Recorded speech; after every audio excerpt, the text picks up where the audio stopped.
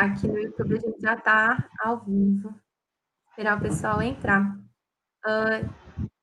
Oi, gente, boa noite. Enquanto eu vou arrumando aqui as ferramentas, vou só ligar aqui no Instagram e já volto para falar com vocês.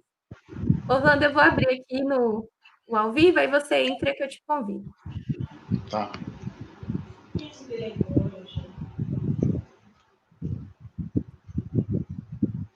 eu fixar o comentário.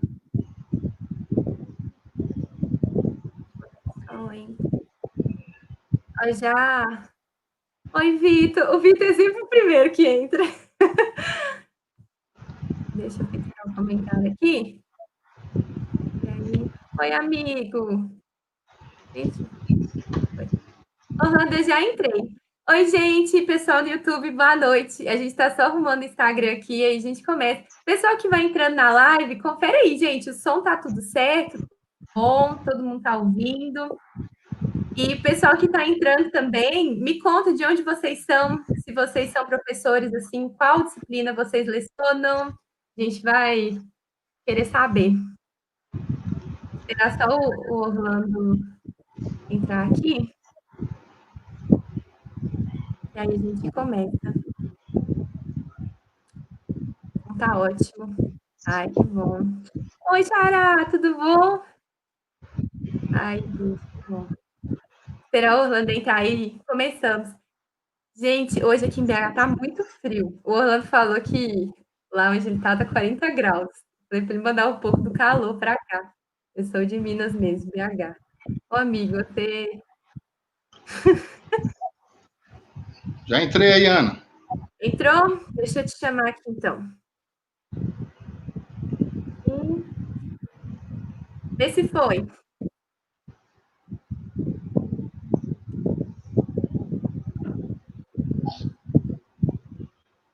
Apareceu aí, né? Apareceu. Então, deixa eu... Gente, tá me ouvindo? Tô. Tá legal meu áudio? Tá, coloca o som do computador no mudo para não dar a interferência. Gente, que legal. O pessoal do Já YouTube já tá. está falando aqui. Tá no mudo?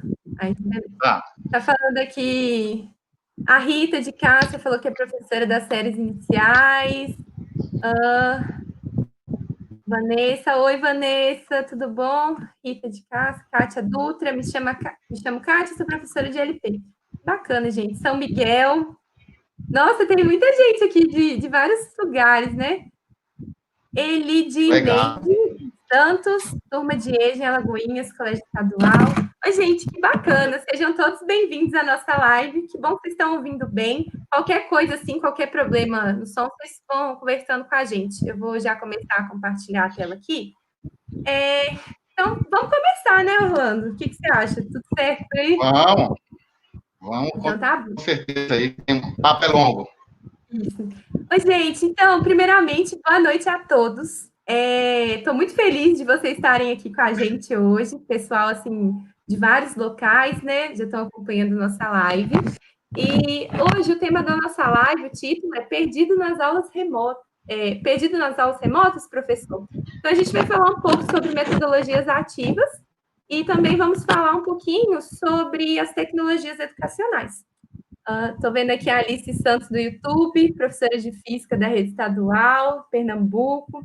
Felipe Linhares, professor de Geografia de Natal. Gente, muito bom. Legal. Colega. Muita gente. Oi, gente, só explicar para vocês como que vai ser a dinâmica dessa live, só para vocês entenderem. A gente tem uma série de perguntas e eu vou revezando com o Orlando, cada hora um vai fazer uma pergunta, a gente vai debater o assunto, enfim, vocês fiquem à vontade para contribuir também. A gente vai interagindo durante a live. Quem quiser comentar, fazer pergunta, fica à vontade. E aí eu vou começar me apresentando e vou dar uma contextualização e depois eu passo a bola para o Orlando se apresentar. Bom, gente, para quem não me conhece, eu sou Ana Lívia, eu sou professora de Química, formei em Química Licenciatura na UFMG, atualmente eu faço mestrado lá em Educação, na linha de Ensino de Ciências, e eu sou criadora aqui do canal do Você Só Dá Aula, que é um canal voltado para professores, para alunos de licenciatura, em que eu dou várias dicas, assim, falo sobre metodologias de ensino, compartilho minhas experiências, então ele é voltado para isso.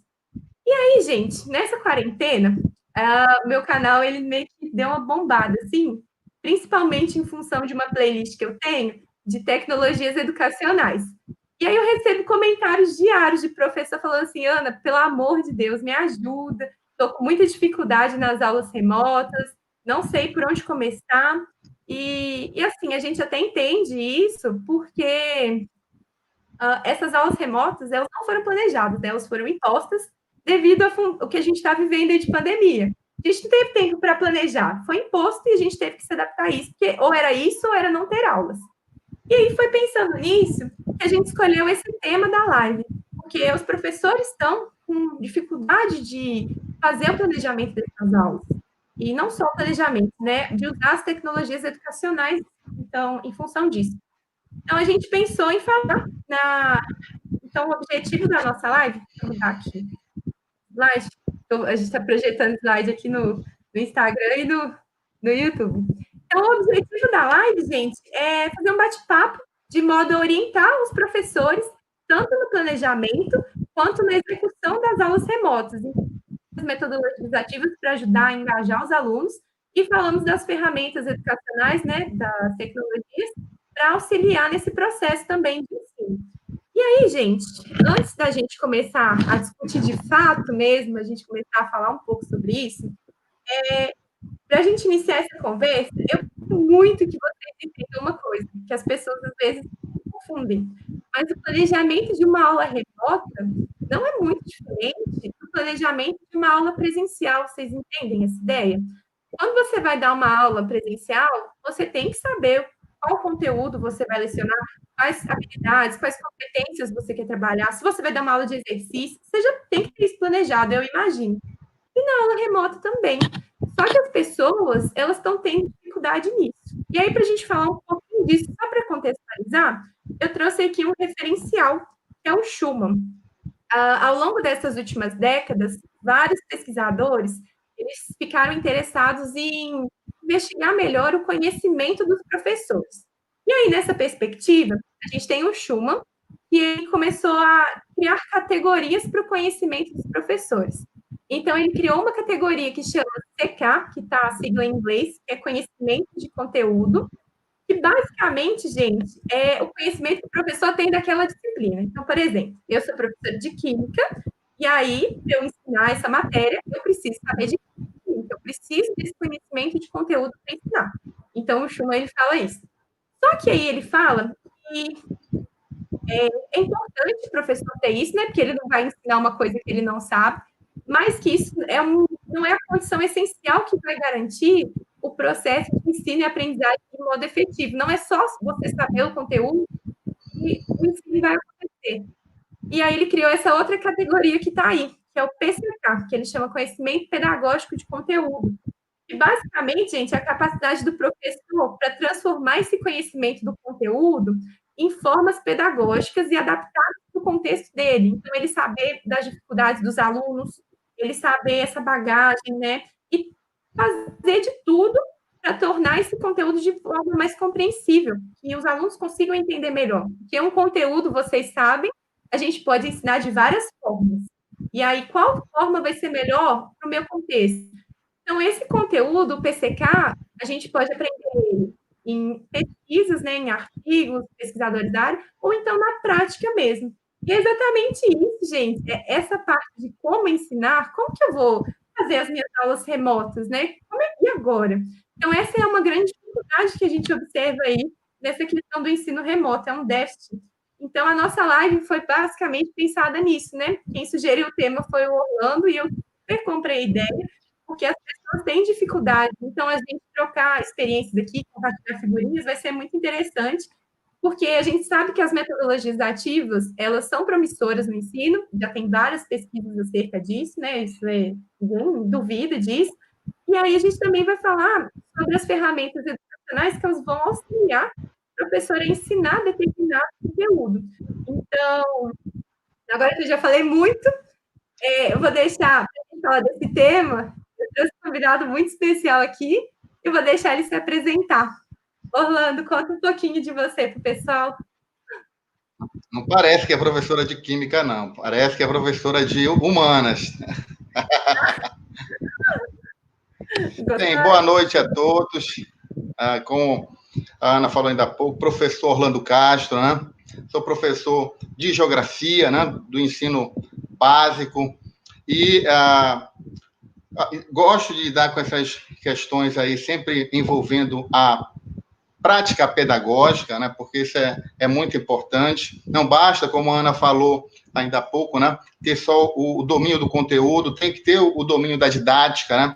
Essa prática. E hoje, né? Mais do que nunca também, a gente poderia complementar o Schumann aí e colocar conhecimento tecnológico, né? Então, é um outro elemento que se insere no atual contexto. Então, o professor hoje ele não pode deixar de dominar algumas ferramentas, né? Então, isso aí a gente pode complementar aí o trabalho do Schumann aí, né? Ser ousado em contribuir. Bem, então eu tenho um canal no YouTube chamado Vivendo a Geografia com Orlando Castro. Então, depois, aí, se você quiser conhecer, principalmente meus colegas da geografia que estão aí nos prestigiando hoje, mas qualquer outro professor também, porque o conhecimento hoje, mais do que nunca, ele é interdisciplinar, ele é interescalar, transdisciplinar. Então, mais do que nunca, essa perspectiva holística do conhecimento, ela é valorizada. Então, tenho aí o meu Instagram, né, Orlando Castro Gel, que sempre está, de uma forma irônica, né, trazendo essas temáticas aí, ou mesmo, né, compartilhando as nossas videoaulas. É basicamente isso aí. Sou geógrafo, como eu falei, professor de geografia, sou especialista em ensino, agora concluindo o mestrado na UFPA em geografia também, né? E buscando sempre aprender, e esse momento agora é um momento que a gente quer também compartilhar experiências, né? E ouvir também aí os professores que estão nos assistindo, como eles têm lidado, né? Então, o tema da live é bem oportuno, né? Se estão perdidos, se não estão, o que estão passando para a gente. Para começar, é uma perguntinha aí para a Ana, né? Que trabalha muito bem com essas temáticas, isso aí tem socorrido muitos professores. Tá? E a primeira pergunta é: como lidar com tantas ferramentas digitais? Ana, é muita ferramenta, são várias plataformas, e muitos dos professores, inclusive eu, aprendi a utilizá-las, né? Parece trocar pneu com carro andando, né? Então, era muita reunião, e sem contar no contexto de pressão psicológica, né? Aí, pandemia, familiares contaminados, enfim, pessoas morrendo, né? E o medo, né, de ter que lidar, a educação remota, até certo ponto, era tabu, né? E agora os professores, principalmente na escola particular, né, foram obrigados a lidar com esse mecanismo, e nem todos foram preparados para isso. Sim. O ensino remoto não foi esse nem para os alunos, nem para os pais, nem para a família. Mas nós tivemos que lidar com essa realidade. E aí, Ana, fala para a gente como é lidar com tantas ferramentas aí digitais. Então, gente, eu acho o máximo essa pergunta, porque eu recebo também comentários assim no canal das pessoas falando, pelo amor de Deus, né? É muita coisa. Mas, gente, ainda bem que é muita coisa, né? Imagina se a gente não tivesse essa diversidade de tecnologias educacionais. E aí que tá. O primeiro ponto aqui que eu quero trazer, gente, é o seguinte: vocês não precisam utilizar todas as tecnologias nas suas aulas. Esse é o primeiro ponto. Então, as tecnologias, elas vão ser um recurso para te auxiliar, mas isso vai depender do seu objetivo. Então, a primeira coisa aí que você, professor, tem que pensar é: qual é o meu objetivo com essa aula? O que eu quero? Vou dar um exemplo, vou puxar para a química. Sou professora de química orgânica. Estou vendo aqui os comentários no YouTube, a Adriele aqui entrou também, professora de química. Sou professora de química orgânica e eu estou na minha turma de terceiro ano ensinando funções orgânicas. Quem lembra aí de química orgânica, comenta aí no chat. Mas é quando a gente tinha várias cadeias de carbono. Você lembra, Rolando? Eu sou suspeita, eu adoro esse conteúdo. Enfim, é uma matéria que, infelizmente, as funções orgânicas é uma parte que os alunos têm que decorar. Ele tem que olhar para uma estrutura e ele tem que saber diferenciar se é um álcool, se é um ácido carboxílico. E aí que tá, eu quero planejar uma aula para que eles consigam identificar as funções orgânicas. O meu objetivo é esse. Como que eu vou fazer isso? Aí entra aquela questão do PCK que a gente falou, né? Como eu vou ensinar isso? Então, eu vou produzir um material e vou compartilhar em uma plataforma com eles. Eu quero criar um jogo para eles jogarem e facilitar. Eu vou, não sei, vou criar um trabalho em grupo, vou separar eles em grupo, isso tudo de forma remota. Qual que é o meu objetivo? E aí, pensando nisso, pensando no objetivo, a gente trouxe aqui alguns exemplos de plataforma. O Orlando já falou também que usou algumas. Vocês vão me contando aí qual que vocês conhecem, quais vocês não conhecem, que a gente vai falar um pouquinho sobre elas. Então, gente, pensando em plataformas, em ambientes virtuais de aprendizagem, né, que são os AVAs que a gente chama, existem várias possibilidades. A mais conhecida aí é o Google Sala de Aula. Inclusive, o meu canal ele deu uma estourada por causa desse vídeo do Google Sala de Aula. Porque é uma plataforma assim, muito tranquila, é bem intuitiva, é gratuita, qualquer escola pode ter. Então, eu acho que muitas pessoas, assim, muitos professores começaram a utilizar ela agora nesse contexto de pandemia. A gente tem também o Edmodo, que ele é muito parecido com o Google Sala de Aula, mas ele tem mais funções ainda. Ele não é tão intuitivo assim, parece uma rede social. Pode ser que vocês tenham mais dificuldade, mas ele também tem mais ferramentas do que o Google Sala de Aula. O Moodle, que é esse terceiro, muitas faculdades utilizam. Inclusive, meu curso de mestrado lá na UFMG, a gente usa o Moodle. Ele é mais difícil em questão de programação, de manutenção, mas ele é excelente também. A gente tem o LMS Studio, que ele foi uma plataforma criada para vendas de curso, mas que o pessoal adaptou agora na pandemia, que os professores estão utilizando. Então, muitas escolas fecham lá com essa plataforma, também muito bacana. Tem até igreja que fecha para disponibilizar a aula, aula não, né? Enfim.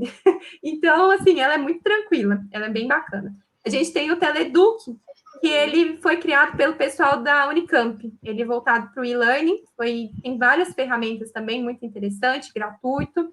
E tem o Microsoft Teams. Você que falou que usa, né, Orlando, esse do Microsoft Teams, né? Ele é ótimo. Você pode... É uma plataforma unificada, gente. Na verdade, ela foi criada mais para comunicação e colaboração, né? Mais algo assim, pensando em planejamento. Só que a gente super adaptou para a sala de aula. Então, você pode armazenar arquivos, se você quiser postar um material nela, dá super certo.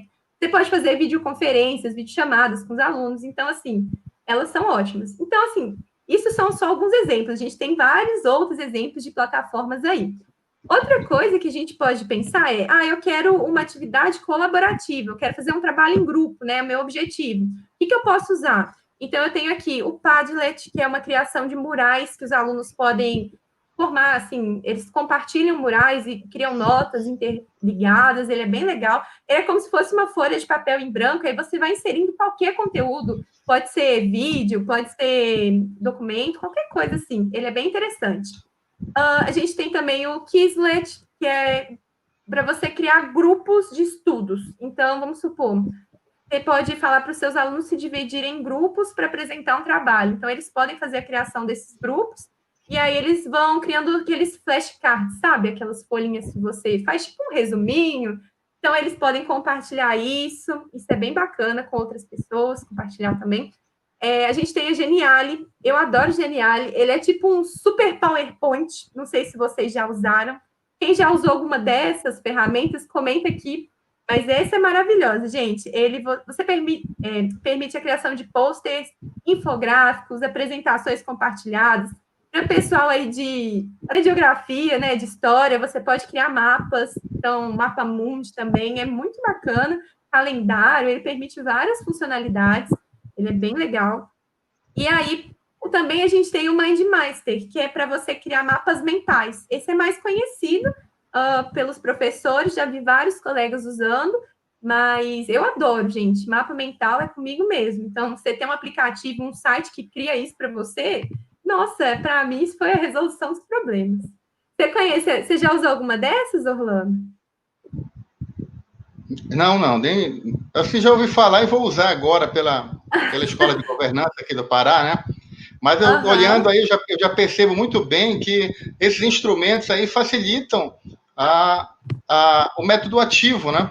Porque possibilita alguns pontos que são essenciais da metodologia ativa, que é justamente a a gestão compartilhada do processo de aprendizagem, né? A produção, aí o aluno, né, tendo essa autonomia para produzir esses materiais que são fantásticos, né? Que colocam ele como protagonista, né? Então, é muito interessante que essas ferramentas, né, elas vão reforçar a metodologia ativa. Sim. E aí, dando continuidade, gente, porque são várias ferramentas para a gente não perder muito tempo. Se você tem um intuito, um objetivo de fazer uma prova, fazer uma atividade, Google Forms, maravilhoso, ótimo, você pode criar um teste, ele já pontua, te dá a nota, cria planilhas, enfim, é bem tranquilo. O Mentimeter, eu já usei, eu acho excelente, gente. Você tem um feedback em tempo real. Então, para quem tem as aulas síncronas, né, ao vivo, ele é ótimo. Você acompanha os alunos respondendo, você vê na hora quais respostas, assim, são mais acertadas, quais questões, assim, são mais erradas. Então, ele é muito bacana para você ter esse feedback na hora. Você pode criar nuvem de palavras, é muito legal. A gente tem também o Socrative, que ele, basicamente, ele dinamiza essa aplicação de atividades. Ele tem questionários, quizzes, testes, também te dá várias opções. O o Edpuzzle, gente, esse é maravilhoso. Estou usando a minha sequência didática do mestrado. Você interage com os alunos a partir dos vídeos. Então, por exemplo, eu fiz um vídeo, eu fiz uma aula, gravei uma aula. Eu coloco na plataforma e aí eu insiro perguntas no decorrer desse vídeo. Então, o aluno está vendo lá sobre mudança de estado físico. Aí, derreteu o gelo. Aí eu posso colocar uma pergunta. O que aconteceu? Né? Qual mudança de estado físico aconteceu aqui? Aí ele responde na hora para ele continuar assistindo o vídeo. Ele é muito interessante. O Nearpod, ele cria apresentações interativas. Ele é muito parecido com o Edpuzzle, mas aí você pode, à medida que os alunos vão respondendo, você acompanha o desempenho também instantâneo, é meio que em tempo real. Deixa eu ver. A Cristina aqui no Insta falou mapa mental, melhor estratégia para trabalhar o conteúdo. Vanessa falou, eu uso o Crossword Labs. Esse eu não conheço, Vanessa. Depois me conta o que é. Dando continuidade, gente, o VoxVote, ele também é uma plataforma de votação que você pode criar perguntas. Eu usava muito quando eu tinha aula presencial. Está em inglês, mas assim, não é um grande problema, ela é bem intuitiva. Então, durante a minha aula, eu falava para os alunos, entra aí e responde. Então, eles entram e na hora já tem o resultado. É muito bacana. E para fechar essa parte de provas e atividades, a gente tem a Formative, que é para construir avaliações. Então, eu adoro, gente, o feedback que essa plataforma te dá, porque esse site, ele organiza tão bem as respostas, que eu fico assim, nossa, eu queria essa organização para mim. Então, o site é muito bom. E aí, a gente também tem, pensando em gamificação, eu quero criar uma aula, e, gente, pelo amor de Deus, eu sei que gamificação não é só criar jogo, né? Tem uma metodologia, tem todo um estudo por trás, mas pensando na criação de jogos para gamificação. A gente tem o Kahoot, que ele também é muito utilizado, vários professores já usaram aí. Roleta das decisões é legal para você sortear temas de trabalho na hora de apresentar, quando os alunos vão apresentar em grupo. O EducaPlay, gente, ele é mais voltado para o ensino infantil, para a educação infantil. Você cria atividades, então tem, tipo, sopa de letrinha, tem muita pedagoga, né? E professores pedagogos também que acompanham o canal. Então, palavras cruzadas, ditados, o pessoal, assim, gosta bastante. Esse Word Wall, eu tô indo rápido, porque é muita coisa, gente. Não tem como aprofundar mesmo, né, Orlando? É corridão. É só provocar, dialogar, destacar o que é mais importante. Eu, no anterior aí, a Google Forms e Microsoft Forms também eu uso, né? É muito bom, mas a gente vai comentar daqui a pouco. Sim. A gente tem o Word Wall, que eles tem vários templates de jogos. Aí você escolhe qual jogo você quer e personaliza do seu jeito. Então, é muito bacana. E, assim, é muito fácil. Você escolhe o modelo e só digita lá como você quer fazer esse jogo. O Flipped, gente, ele cria jogos de perguntas. Então, é tipo tinha um programa antigamente que era de pergunta, tipo o Luciano Huck, sabe? Show do Milhão. É isso, Show do Milhão. Aí ele tem essa pegada aí de Show do Milhão. Então, ele é muito bacana, gera uma competitividade, assim, os alunos, eles ficam empolgados. Tem o Scratch, que ele é um pouquinho mais difícil de usar, mas ele é muito legal, ele tem uma pegada mais de programação, assim, você pode criar animações, então você cria um personagem, você faz o personagem andar, quem usa storytelling aí como metodologia, como estratégia, né, é muito interessante. Então, assim, é bem legal. Meu ex-orientador entrou aqui, ei, Fernando! E aí, gente, para eu passar a bola, além das gamificações, a gente tem aplicativos também que os professores usam. E aqui eu trouxe aplicativos mais voltados assim para gestão, porque a gente também se perde, né, nessas aulas online. Então, o Case Beta, a gente tem o Canva, eu monto meus slides pelo Canva, tem os templates, você escolhe, é maravilhoso. Quem aqui usa o Canva, gente? Ótimo. Monta as artes do Instagram também usando ele, maravilhoso. É gratuito, pode usar sem problema. O Case Beta é um aplicativo que organiza e auxilia o professor a calcular as notas, as médias das atividades dos alunos. Então, ele é interessante para isso, você tem um controle. A gente tem aplicativos de realidade aumentada, tem uma playlist aqui no canal que eu falo só sobre isso. Então, se você, vamos supor, o Orlando é professor de geografia, se ele digitar lá no Google Store, no Play Store, realidade aumentada geografia, vai aparecer algum aplicativo que usa, e é muito bacana. Os alunos ficam doidos, dá para você trabalhar várias coisas nisso. O A-Power Meter, ele é o seguinte, gente, ele é maravilhoso. Ele pega a imagem que você tem no celular e ele espelha isso no computador. Então, nossa, isso é ótimo. Quem usa aí o Google Meets, às vezes tem um aplicativo no celular que é mostrar para os alunos, então você consegue fazer essa sobreposição de imagens. E também a gente tem o Teacher Kit para fechar essa onda aqui, que é um aplicativo de gestão. Gente, ele é muito bom. Ele é bom principalmente para quem tem várias turmas. Então, você tem acesso à lista de presença, à nota. Você pode fazer observações de comportamento. Então, por exemplo, tal aluno conversou muito hoje. Então, eu vou lá e anoto, né? Todo professor tem um caderninho, assim, tipo, para anotar as ocorrências. Então, ele permite isso, é muito bacana. E aí, gente, só alguns exemplos, assim, bem rapidinhos de tecnologias que vocês podem utilizar. Tem muito mais, né, Orlando? A gente pode usar. Vocês não precisam usar todas. A gente usa de acordo com a demanda que a gente tem. Então, pensar nessa pergunta, né? Qual que é o seu objetivo em usar isso?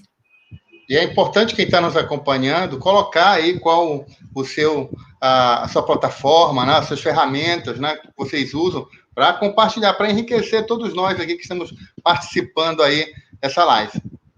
Uhum. Eu vejo, o pessoal está interagindo aqui. Aqui no Instagram, a match.com falou Canva é maravilhoso. A Ana, minha xará Ana Lívia aqui, falou que também adora trabalhar com memes. Alguém comentou aqui em cima que usa um aplicativo para criação de memes, né? Para fazer outro. Mas é ótimo. Nossa, até eu preciso de química, os alunos ficam doidos. Oi, gente, então vamos dar sequência. Essa foi só uma introdução, mas agora vamos colocar nosso foco nas metodologias ativas. E aí o Orlando vai entrar em cena. Orlando, dá um help aí na gente. Uma pergunta que eu tenho é porque, assim, é possível trabalhar com as metodologias ativas, ok, de forma presencial, de forma remota, mas qual que é a importância de trabalhar com elas, né? Por que a gente quer trabalhar com metodologias ativas, ainda mais no ensino remoto? Uma boa pergunta, né? É claro que a gente sabe que existe N dificuldades no atual contexto, né? Então, a gente sabe que esse ensino remoto, ele acabou, né, reforçando as desigualdades pelo próprio acesso a tecnologias da informação. Mas é fato também que nós trabalhamos com isso e é essa tecnologia que possibilita esse espaço hoje, né, multiescalar, né, para a gente estar trocando essa experiência. E pela minha prática, e também os colegas que estão nos assistindo aí podem compartilhar com a gente, né? Muitas vezes, o aluno, ele se sente desmotivado nessa forma de ensino, principalmente no início, né?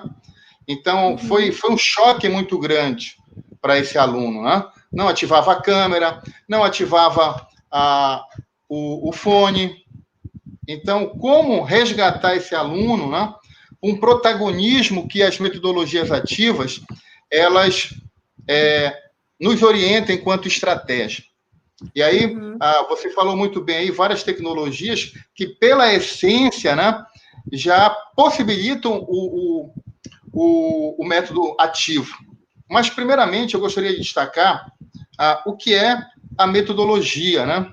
Bom, segundo José Morin, a metodologia são diretrizes que vão nos orientar no processo de ensino-aprendizagem. Essa diretriz ativa, essa metodologia ativa, o método ativo, ela se baseia numa estratégia em que o aluno ele é protagonista. E aí, esse esquema, esse mapa mental que eu organizei para a gente ter essa compreensão, né? Para a gente conseguir aí ampliar a nossa visão, onde nós podemos perceber aí que é um processo em que existem vários elementos. Então, é centrada nesse aluno. Esse aluno aí, ele é o sujeito, ele é o protagonista, que deve ser autônomo. E hoje, mais do que nunca, esse aluno ele é tecnológico. Então, ele vai dominar essas ferramentas. E o professor, aí mais embaixo, né? Ele é o provocador de tudo isso, ele é o mediador, ele é o orientador. Então, ele vai orientar o aluno para essa autonomia. Então, por exemplo, você agora dando aí orientações sobre ferramentas digitais, você orientou, olha, esse aqui é muito melhor para quem quer fazer isso, esse aqui é para elaboração de provas, né, com dados. Então, você orienta. E quem está nos assistindo, né, pode fazer e se colocar no papel do próprio aluno. Então, eu aprendendo agora com a sua fala, eu posso ir através do meu espaço virtual e buscar, né, conhecer mais essas ferramentas e ver qual delas se encaixa à minha realidade. Então, eu, professor, nesse contexto agora desse cyberespaço construído por nós, eu sou protagonista, eu sou aluno, eu estou aprendendo com você. Então, a mesma coisa o nosso aluno de sala remota. Então, aí o professor, ele vai orientar. E o que vai mediar essas relações? Eu coloquei alguns pontos, né? Essa relação de interação, de aprendizagem, né? A confiança, essas ferramentas digitais, o feedback, né? Tanto do professor como do aluno, a gestão compartilhada. Então, tem ferramentas aí que você abordou que podem produzir conjuntamente. Então, estimula essa prática ativa, né? O senso crítico, né, que não pode faltar, a empatia de você se colocar no lugar desse aluno, entendendo as suas dificuldades, as suas limitações, e aí o seu papel de provocador, de orientador, e também criativo, né? E aí, eu destaco um outro elemento importante desse processo de ensino-aprendizagem, que esse conhecimento, ele vai ser abordado de uma outra forma. Então, a partir do debate. Então, sempre a metodologia ativa ela deve partir da prática. Só que essa prática ela é norteada pelas teorias. E essas teorias, né, elas são provocadas, elas são problematizadas. Essas teorias, né, devem ser significativas. Então, é um ponto muito importante. E um outro destaque que eu gostaria de deixar aqui para quem está nos assistindo é que essa metodologia ativa, ela não é nova. A metodologia, se a gente for observar, né, eu pesquisando mais sobre o assunto, né, eu vi como um dos primeiros tratados de metodologia ativa, um livro aqui, do Jean-Jacques Rousseau, aqui, Emílio, né, que é um tratado, um dos primeiros tratados de filosofia e educação, onde ele já traz esse resgate da experiência, do ensino significativo, né? De deixar esse aluno livre para ter as suas experiências, né? Conseguir aí, se relacionar com a sua realidade imediata, né? Enfim, então, esse conhecimento ele deve ser escalar, então, do global para o local, do local para o global, então, dialoga com a realidade, mas dialoga com o mundo da qual nós não podemos mais ignorar, porque essa própria pandemia aí nos colocou em contato com esse mundo de diversas formas, né? Seja através de um vírus, mas também de outras formas, do contato das pessoas, do acesso à cultura. Então, é muito importante você perceber isso e colocar de uma forma atraente para o aluno. Então, quando eu falo de globalização numa aula, ou qualquer outra situação, dependendo aí da disciplina do professor, eu tenho que problematizar de uma forma que seja interessante para esse aluno. E hoje, mais do que nunca, principalmente para a juventude, para as crianças, a tecnologia ela é muito atrativa. É um objeto aí que você pode trabalhar de N maneiras, com o lúdico, como a gamificação, que foi mostrada aí com essas ferramentas voltadas para a gamificação. Então, aí cabe o professor pesquisar, buscar ir atrás, né? Compartilhar as suas experiências com os outros colegas. Esse conhecimento ele tem que ser um conhecimento atual, tá? Ou mesmo um conhecimento aí interdisciplinar. Então, cada vez mais quando se fala em Enem, né? Esse conhecimento voltado para o Enem, que tem muito dessas metodologias ativas, porque o Enem ele trabalha com a problematização, a resolução de problemas, que é um carro-chefe das metodologias ativas. Então, esse conhecimento ele tem que ser aplicável, ele tem que ser palpável. Muitas vezes, na matemática, a matemática ela não se torna atrativa porque o aluno não consegue perceber as relações das equações com a sua realidade. Então, é importante que o professor ele tenha os seus alunos como parceiros, como cogestores. Então, a aula, quando ela for planejada, ela deve ser pensada a partir da realidade daquela sala de aula. E hoje, né, essa sala de aula é remota. Então, deve ser pensada dessa forma, onde os conceitos vão ser construídos, principalmente no ensino fundamental. E hoje, esses conceitos ganham ressignificação. Por quê? Então, por exemplo, você vai trabalhar, por exemplo, uma experiência da química, e qual é a referência da química imediata hoje no contexto remoto? A casa dele. Então, o que ele tem na casa dele que são elementos químicos? Que ele pode fazer alguma experiência, que ele pode identificar os elementos químicos. Por quê? Porque ele está em casa. Então, muitas vezes não é mais a escola que tem um laboratório, muitas vezes não é a cidade, né? Mas é a casa dele. Então, isso aí são só problematizações para que a gente possa olhar para esse conhecimento de outra forma. Como você disse ainda há pouco, dominar o conteúdo, ele é elementar, mas ele não é o determinante para a aprendizagem. Então, o determinante para a aprendizagem é uma soma de elementos, desde o conhecimento, da prática pedagógica, hoje do domínio da tecnologia. Então, a gente tem que aprender isso, porque o ensino remoto chegou para ficar. O que era tabu antes da pandemia, hoje é realidade. E aí chegamos no outro elemento, que é o tema da nossa live aqui, que são as metodologias ativas. Então, tem várias metodologias, nós não vamos problematizar muito, porque o tempo não nos permite, mas aí fica para você, professor, pesquisar, ir atrás, ver qual delas é interessante para a sua realidade. Então, vou destacar aqui atividades assíncronas, né? Então, elas são muito importantes. O sociólogo aí, o Zygmunt Bauman, né? No seu livro Modernidade Líquida, né? Ele fala muito bem que e aí dialoga com outros também teóricos da educação, que esse modelo de ensino, e a nova escola também trouxe isso, né? Mas o fato é que hoje nós temos um outro modelo de ensino, que é o ensino remoto. E aí nós temos que destacar que esse ensino remoto ele deve ser um aliado.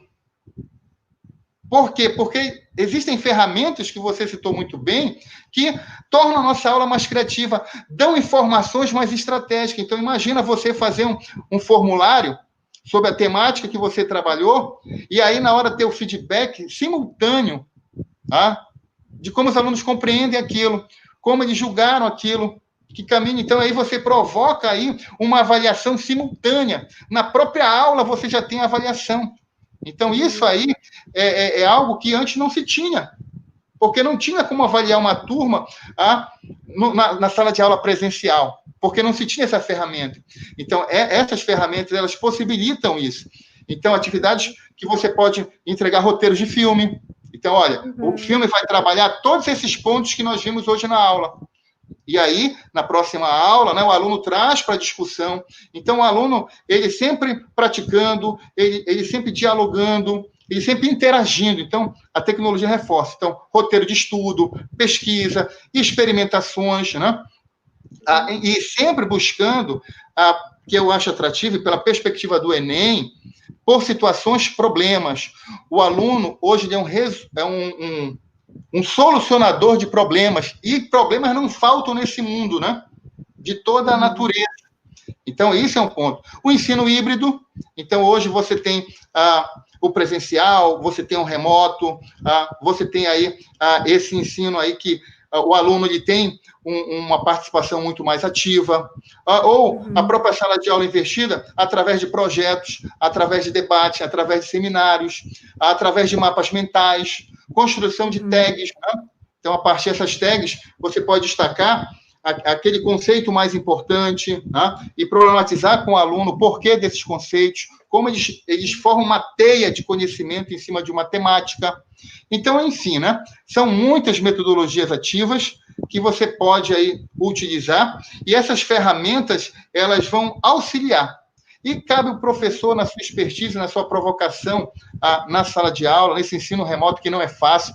E aí, professor, é muito importante que você tenha essa compreensão que esse processo de aprendizagem compartilhada, ele tira da gente um grande peso, que era esse processo de aprendizagem. Então, o aluno, ele é corresponsável. A família, mais do que nunca, ela é corresponsável, porque tem que criar ambientes propícios a esse aprendizado. Então, aí, só para provocar, já falei muito, porque o tema é muito amplo, né? Mas já deixando aí algumas provocações para os meus colegas, amigos que estão assistindo aí, sobre essa temática. E aí, Ana?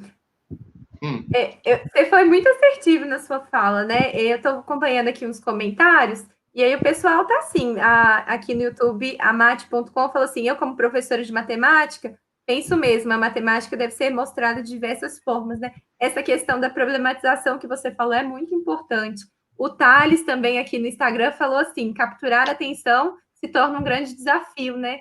Então, isso reforça de novo a importância de você problematizar, né? De mostrar para o aluno do porquê ele está estudando aquilo, mostrar que é uma coisa importante.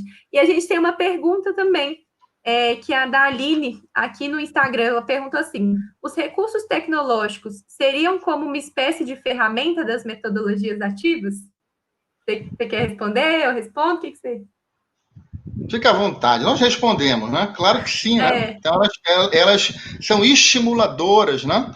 Do processo de aprendizagem do aluno. Né? Então, ela estimula a tecnologia, ela estimula a autonomia. A própria tecnologia, o seu uso por si só, ele já é ativo. Ele já é um método ativo, em que o aluno ele tem a ferramenta. Eu dando aula remota, e o meu aluno já pesquisando no Google, já buscando, professor, olha, descobri isso aqui, professor, e tal. Então, isso aí torna a aula muito enriquecedora. Então, sem sombra de dúvida, né? Essas ferramentas são aí formas de você abordar a metodologia ativa, sim. Sim, eu concordo também, mas eu acho que a gente só tem que ter cuidado para falar, porque a tecnologia por si só não aí elas são importantes para as metodologias ativas, mas a sua abordagem como professor, a forma como você vai conduzir aquela aula, é mais ainda, porque a tecnologia, ela está ali para te auxiliar. E aí, tem até um artigo que eu estava lendo, esses dias eu não lembro de quem, mas você pode fazer aulas tradicionais utilizando a tecnologia também. Então, tem que tomar esse cuidado, assim, dos professores do planejamento, que foi o que o Orlando falou sobre problematizar, sobre entender a importância dessas metodologias ativas. E, claro, as tecnologias, igual o Orlando comentou, elas vão ser uma ferramenta que você pode utilizar para te ajudar aí nesse processo. Tem um pessoal que tá... A Marabelle perguntou se a live vai ficar gravada? Vai, não tem problema, gente. Fica gravada aqui no Insta e no YouTube. Então é isso. Essa tecnologia, ela faz parte, é um elemento, né? Mas como você vê aí nesse meu essa minha organização, esse meu esquema aí, é um elemento, a tecnologia, ela faz parte, ela não é a alma da aprendizagem em si, mas ela facilita isso. Imagina você, hoje, poder compartilhar, poder aprender com gente do mundo todo. Uhum. Não é? Então, isso aí é algo, né, positivo. Tem os negativos? Tem. Tá? Só que muitas vezes os negativos da tecnologia estão muito relacionados à questão de políticas, tá? De políticas de acesso a essa tecnologia, né? E da forma. Agora, A gente Ana. teve uma pergunta assim, Orlando, só antes de você Sim. emendar. A Maurília Moura, aqui no YouTube, ela falou assim: como usar tecnologia em sala de aula se os alunos menores não podem levar celular para a escola e a maioria não tem acesso à internet? Esse é um ponto que a gente vai tocar mais para frente, né? Mas sobre não poder levar celular na escola, eu acho que aí é um ponto que a gente precisa mudar, né? Tem aquele ditado, como que é, Orlando? Se não pode contra ele, junte-se a ele, sabe? Eu esqueci Se não desse pode ditado vencer, aí. junte-se a ele. Mas, gente, por que as escolas elas querem barrar o uso do celular? Se a gente pode trabalhar o celular na sala de aula, claro que tendo controle, né, tendo todo um acompanhamento, mas assim, proibir, eu acho que é muito pesado, e eu acho que esse momento que a gente está vivendo vai desconstruir essa ideia. O que você acha, Orlando? Concordo plenamente. Eu acho que é uma questão de gestão.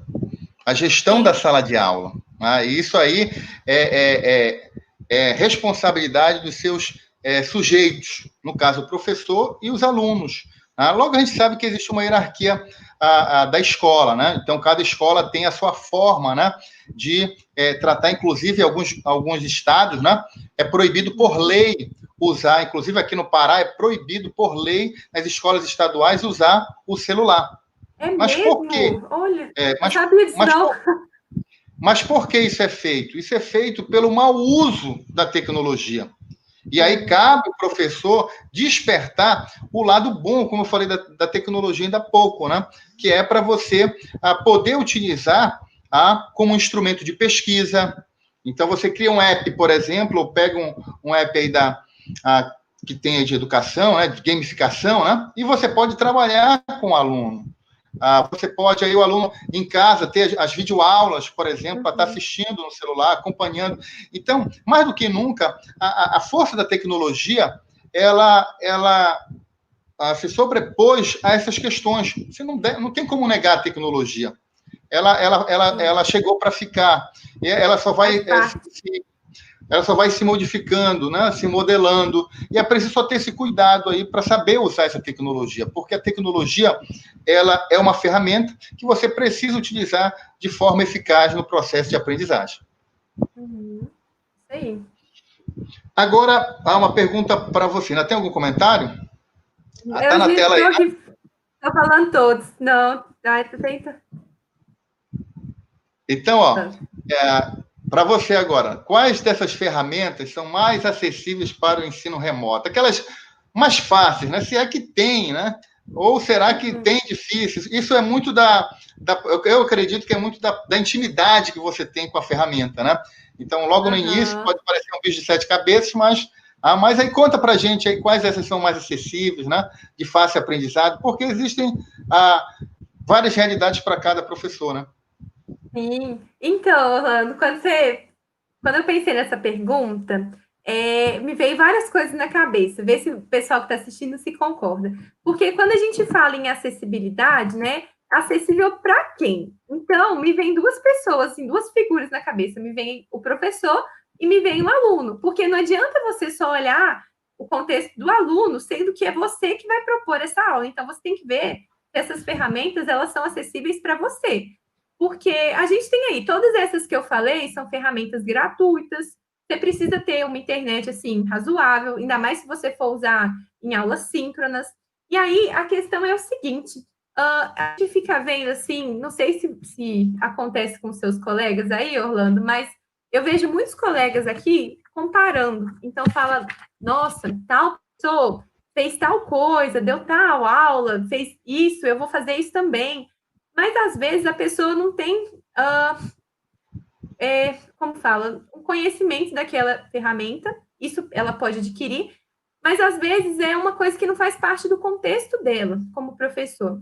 Então, gente, eu acho que nesse momento, ainda mais de aulas remotas, a gente tem que trabalhar com os recursos que a gente tem, de modo a fazer o melhor trabalho que você conseguir nas suas condições.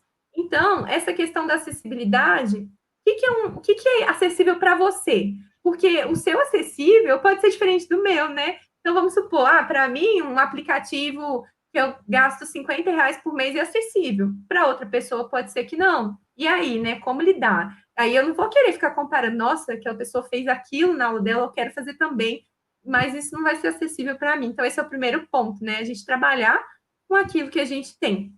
E existem algumas ferramentas educacionais, assim, gente, vamos ser bem assim, diretos, né? Você utilizar as ferramentas educacionais, porque tem gente que quer usar muito. Isso não significa que a sua aula é inovadora. Você usar várias ferramentas não significa que você está inovando no ensino. E eu sei que é um tapa na cara, porque as pessoas têm essa concepção, gente, porque o ensino remoto, na verdade, foi algo que a gente saiu da nossa zona de conforto. Então, a gente acha que está inovando, mas não, a gente está fazendo uma aula e aí a inovação está na nossa prática docente, como professor. O que a gente vai planejar, né? Tem aquela questão lá do PCK que a gente falou. Então, ter isso em mente. E outra coisa, tem alguns aplicativos lá que estão em inglês. Então, para você é tranquilo trabalhar em inglês, enfim, tem vários pontos de acessibilidade que a gente tem que pensar aí.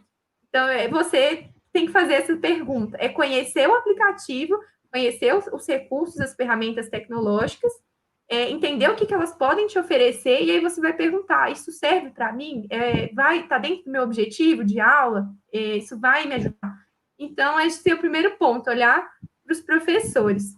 Teve alguém que comentou aqui, a Aline falou assim, eu sempre pensei nisso, o aluno vem de uma geração tecnológica, acostumado com os recursos e ferramentas, como celular, por exemplo, provavelmente vai tender a achar um quadro e giz em diante. Foi o que o Orlando falou, né? Então, as tecnologias educacionais, elas auxiliam demais nesse processo, ainda mais para motivar os alunos, mas você tem que saber como fazer isso.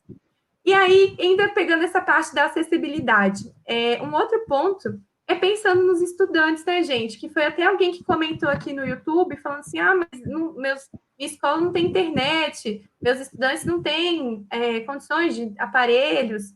Então, gente, a primeira coisa para você ver se essa tecnologia, se esse recurso educativo vai ser acessível para você, para os seus alunos, você tem que conhecer qual que é o perfil da sua turma.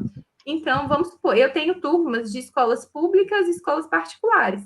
Por mais que seja o mesmo conteúdo, a minha aula nunca é igual. São aulas completamente diferentes. Quem é aqui que é professor que dá aula em várias escolas, entende isso. A gente sabe que a aula nunca é a mesma. Você tem ritmos diferentes. Às vezes, na mesma escola, você o segundo ano A e o segundo ano B. A sua aula vai ser diferente nessas duas turmas, não tem jeito, sabe? Então, você tem que conhecer esse perfil da turma. Então, se você dá aula em escola pública, você dá aula em escola privada, todos os seus alunos, eles possuem acesso a dispositivos com internet, porque se um não tiver acesso, aí já não vai ser acessível para você, né? Você vai deixar um aluno de fora? Como é que acontece isso? Então, a gente tem que pensar em tudo isso e programar direitinho. Acho que isso é um dos grandes desafios desse tipo de ensino. E também você tem que pensar nos seus alunos de inclusão. Você tem alunos de inclusão no sentido assim, tem algum aluno, vamos supor, eu tinha um aluno que ele era deficiente visual. Ele não era cego, mas ele enxergava pouquinho. Aí a gente tinha que, as provas, a gente aumentava a fonte 30 vezes. Como que eu vou trabalhar com esse aluno no ensino remoto?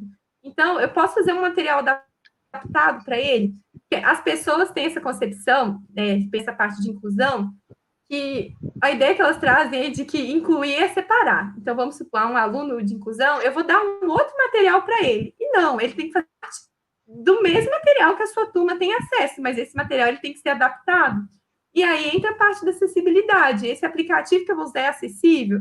Então, vamos supor, eu tenho um aluno surdo, eu vou fazer um vídeo para ele, eu posso pensar em legendar esse vídeo. Então, é incluir ele nesse processo e ver o que eu posso utilizar aí que vai me ajudar esse recurso. O professor trabalha demais, né, Orlando? É muita coisa, né? A gente tem que pensar numa aula. comentários aqui no YouTube. Professora Lilian falou o seguinte, mas ainda hoje que nem todos têm acesso, então a gente tem esse problema. A Ilma Moraes falou assim, aqui no Maranhão também, mas infelizmente sabemos que nossos alunos não estão preparados para a tecnologia em sala de aula. Agora, eles precisam, de fato, de uma reforma mental para que essa ideia seja inserida. E tem essa questão que a Lilian também colocou, que nem todos os alunos possuem uma... gente, é um desafio que a gente está enfrentando agora, né, nesse ensino remoto. Ah, minha orientadora entrou. Oi, Ana! Eu sempre dou oi para ela. Então, Orlando, dando sequência, a nossa próxima pergunta, eu queria fazer o seguinte. A gente sabe que existem vários tipos de metodologias ativas, como você já falou, ensino híbrido, aprendizagem baseada em problemas, existem várias.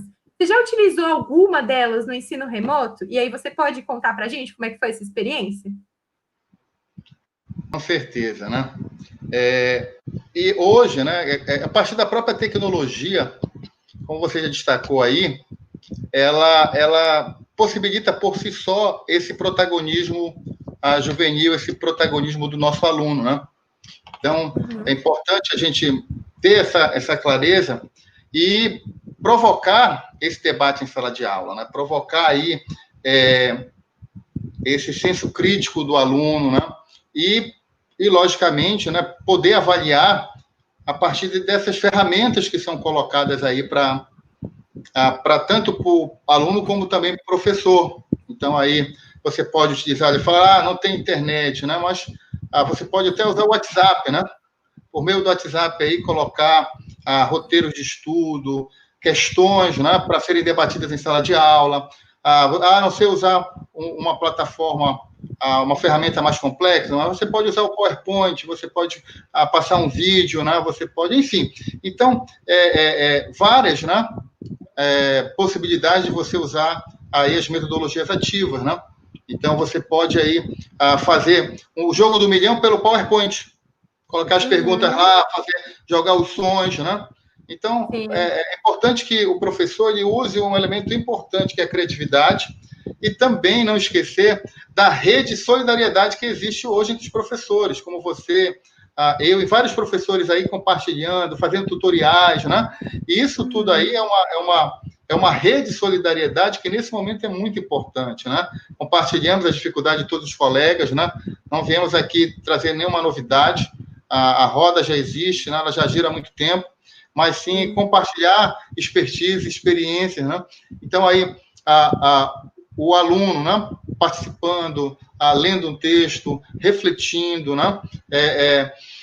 Você fazendo um projeto de pesquisa a partir da realidade desse aluno, então, compartilhando, criando uma obra de arte, cantando, né? Aí fazer um coral com...